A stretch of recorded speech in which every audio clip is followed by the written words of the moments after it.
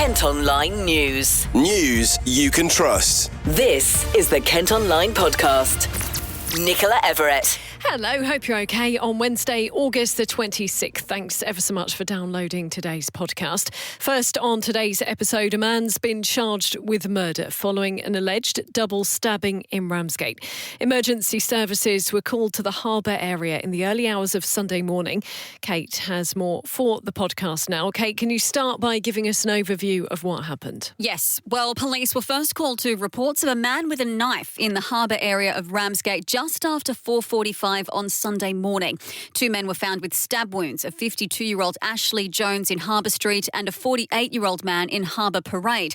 Both were taken to hospital, but sadly, dad of three, Ashley, later died. The second victim has now been released. And what do we know about the police investigation and the charges? Well, forensic investigations have been taking place. Officers have been examining a taxi which crashed on Harbour Parade. As part of their inquiries, Kieran O'Rourke was arrested by officers on Sunday and has now been charged with murder. The 21-year-old from Seafield Mews in the town is also facing charges of causing grievous bodily harm with intent, attempted murder and possession of a bladed article in a public place. He's due to appear at Margate Magistrates Court later today. Kate, thank you ever so much. KentOnline News. Other top stories for you today. A violent man who assaulted his partner at her home in Faversham has been sent to prison. A court heard Abdul Kudus Odushoga carried out a campaign of controlling and coercive behaviour. He demanded money from his victim and was repeatedly violent. The 23-year-old from Hardle Walk in London pleaded guilty and was locked up for 3 years. A Faversham man has also been sent to prison after setting fire to his partner's home following an argument. Max Field set a pile of clothes alight while his victim and her two children sheltered in a bedroom. It was quickly extinguished with no reports of any injury. The 33-year-old from Church Road in Orr has been locked up for 2 years and 2 months. Now, next today, we can hear from a Kent taxi boss who says he's in shock after being told to remove Royal British Legion stickers and poppies from his fleet of vehicles. Neil McLennan runs iCars in Sittingbourne and Sheppey and was contacted by the council who'd received a complaint. He's been told he can't have advertising or slogans on his cab, but the decision's caused outrage among councillors and even the local MP. Well, Neil has been talking to Finn McDermott from our colleagues at KMTV. We had a call from Swale Borough Council and their licensing department for taxis telling us that someone had made a complaint about one of our vehicles, in particular this one. And on the back of the vehicle we had a sign that was saying "Lest we forget," and on the front of the vehicle we had poppies and also names on the cars. You've always put out poppies on your cars. Is this something you've ever experienced before? No, never experienced it before, and we've been doing it for the last probably 3-4 years at least. See, and do you have any idea why they've complained? No idea at all. Tell me a bit about the correspondence from the council. What exactly did they say? So we had a phone call yesterday afternoon. It was basically saying that these signs were contravening their conditions. I think condition 5.1 says that we're not allowed any signs or anything on the back of the car that is not allowed by them. So that includes signs that have been added on, anything other than the sign on the side that says iCars with a phone number. I see. And tell us a bit about iCars. How long have you been running the company? iCars, we've been here for 10 years on the island, 10, 11 years. I took over ownership completely about 5-6 years ago. My partner at the time, Janice, came down from up north to come and join me. We got married a few weeks back. It's just, we're all about the island and the community, and that's what we want to do. Anything that's going on, that's happening, we're in there. Absolutely. And tell us a bit about your personal reaction to what's happened. I mean, it must be a bit of a shock, really. It's the last thing you expect to happen. Absolutely flabbergasted, disgusted, amazed why anyone would complain about having an RBL label on the back in support of our veterans and people that have supported our lives. MP Kevin McKenna has sent us a statement. It says, veterans gave so much to defend the freedoms we enjoy today, so it's disgraceful Swale Council is asking iCars to remove the poppy from its taxi fleet. He goes on to say iCars has proudly supported this cause for 3 years while doing incredible work for the island, providing an important, reliable taxi service for everyone and an invaluable service for people with disabilities. He finishes by saying they do not deserve to be penalised in this way, and adds, I've written to the council urging them to reverse this decision, and I'll be doing everything I can to help find a fair resolution. Well, we've been in contact with Swale Borough Council and they've sent us this statement. Our licensing team has been allowing the use of the poppy and the Royal British Legion sticker on iCars taxis.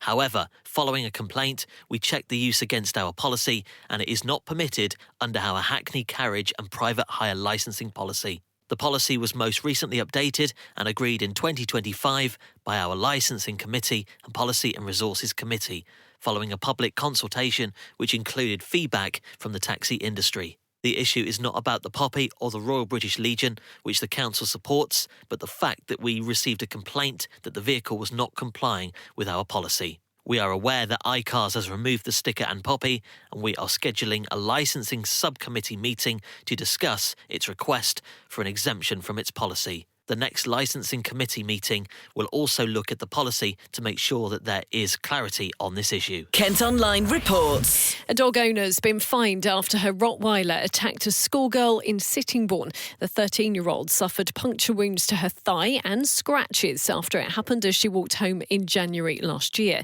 Jade Blake, who's 37 and from Henshaw's Vale, has been ordered to pay £2,300 for the offence and almost £3,000 in compensation. This is one of our most read stories on the website today. A company set up to run a Kent pub has gone bust, owing more than £100,000. The Plough Swale Cliff Limited was set up just 12 months ago after the long-standing landlord prepared to leave, but has now entered liquidation. Bosses say day-to-day running of the Plough will not be impacted and staff are not under threat. A community in Medway is rallying around a street food van that's been threatened from a 450 home development. The owners of the Creeping Fig have been serving hot food and drinks for 5 years from the land that will become the main entrance to the Gibraltar Farm project. They say their future is now uncertain. Medway Council leader Vince Maple and MP Tris Osborne are among those pledging to help find a possible solution. There's a weather warning in place for Kent today. It's not for the heat this time, but potentially heavy rain. Forecasters say thunderstorms until about 10 tonight could cause some flash flooding because the ground is so hard following the dry summer. The yellow warning covers the north of the county in particular, including Medway, Gravesend and Dartford. Now, figures seen by the KentOnline Podcast show more than a third of young people here in the southeast are cutting back on food so they can afford other essentials. Meantime, 31% of 16 to 25-year-olds have missed meals in the last 3 months, while 1 in 8 have gone without hygiene and sanitary products. It's as the Trussell Trust say they've seen a 50% increase in young adults requesting food parcels.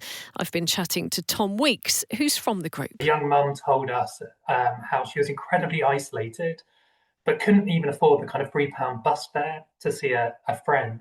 And it's really key that this kind of young adulthood is where you lay the foundations for life. But for far too many young people, that's just simply not happening.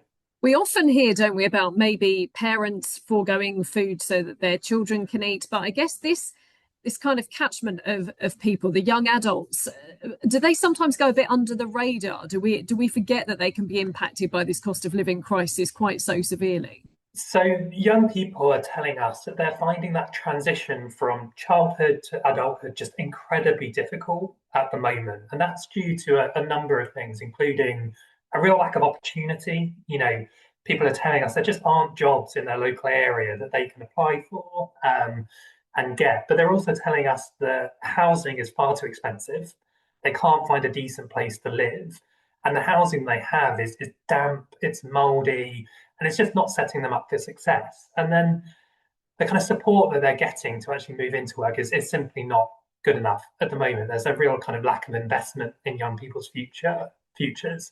So yes, it's clear that too many young people are finding it challenging to actually go from that childhood to adulthood. And I noticed as well in your research that some who are perhaps in further education were struggling with the cost of getting to things like college or sixth form maybe. And I mean, that can be really damaging, can't it, on their future prospects as well?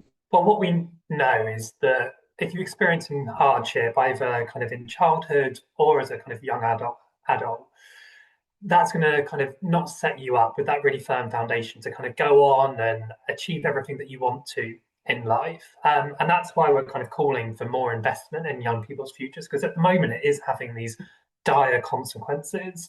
So we need to see more investment in employment support and training particularly.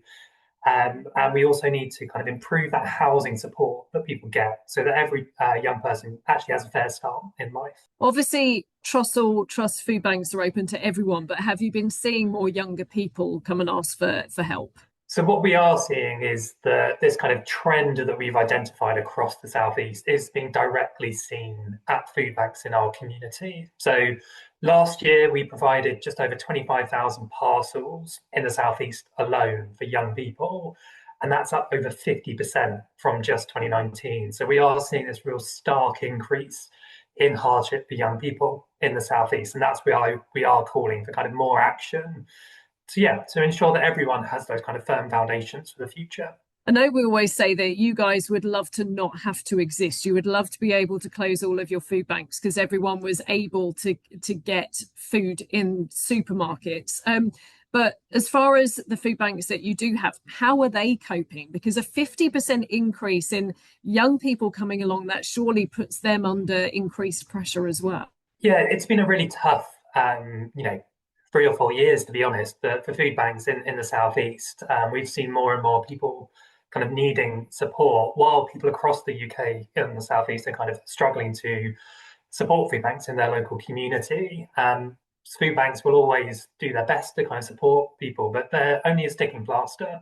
And that's why we do need that kind of government action to ensure that fewer people actually need to come to food banks for support in the future. KentOnline reports. Work to reclaim land from the sea at Dover to provide more space for holding traffic is now complete. The £53 million project at the Western Docks has created an additional 10 hectares for the new entry-exit system border checks.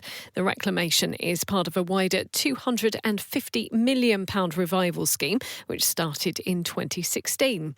30 years after it first opened, the Medway Tunnel could receive a multi-million pound overhaul. The council have applied for £10.5 million worth of funding to upgrade key infrastructure like electrical and ventilation systems. They say it would secure the future of the tunnel, which sees more than 50,000 journeys every day. Plans to hike parking charges at a site in Swanscombe have been put on hold.